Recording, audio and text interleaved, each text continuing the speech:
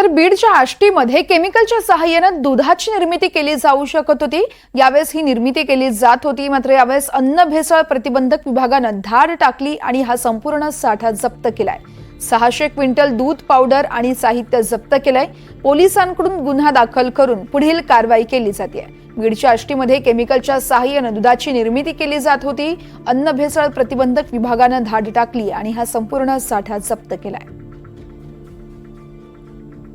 या संदर्भात आमचे प्रतिनिधी स्वानंद पाटील आपल्याला अधिक माहिती देत आहेत। स्वानंद, आपण पाहतो बीडच्या आष्टीमध्ये केमिकलच्या सहाय्याने दुधाची निर्मिती केली जात होती, अधिक माहिती।